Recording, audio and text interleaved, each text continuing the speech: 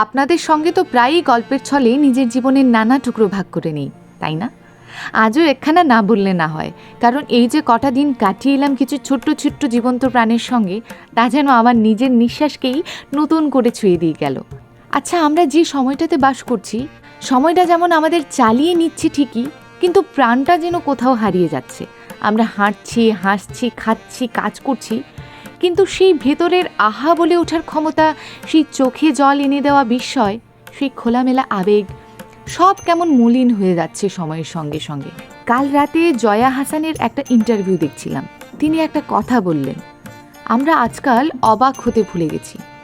এই একটা লাইন আমার মাথার ভেতরে এখনও বাজছে।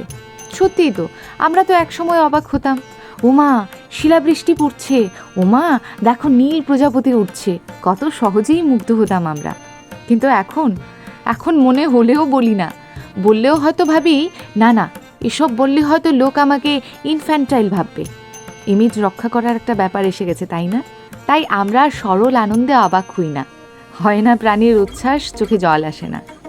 কিন্তু জানেন, ওদের সঙ্গে কাটানো এই কটা দিন যেন আমায় এমন একটা আয়নার সামনে দাঁড় করালো, যেখানে আমি নিজের পুরনো মুখখানা আবার খুঁজে পেলাম। একটা ছোট্ট পুচ্ছি আরেক পুচ্ছিকে বলছে, এই কী রে, তুই না আমার ফ্রেন্ড, এইদিকে দাঁড়িয়ে আছিস কেন, এখানে আয়। ভাবুন তো, বড় হয়ে আমরা এমন কথা কবে কাকে বলেছি, বা বলতে পারি কি? না, পারি না, কারণ আমরা এখন বললে মানুষকে অস্বস্তিতে ফেলি। না চাইতেই ভুল বোঝাবুঝি তৈরি হয়, সম্পর্কগুলো কেমন কাটার মতো খচখচ করে। আমরা আর সরল হতে পারি না, পারলেও তার দায় নিতে পারি না। তাই বলছি, এই কটা দিন যেন আমায় নিজের ভেতরের সেই সরল বিস্ময় ভরা শিশুটার কাছে ফিরিয়ে দিল। এই ছেলেমেয়েদের থেকে আমি কী নিতে পেরেছি সেটা বলে বোঝানো যাবে না।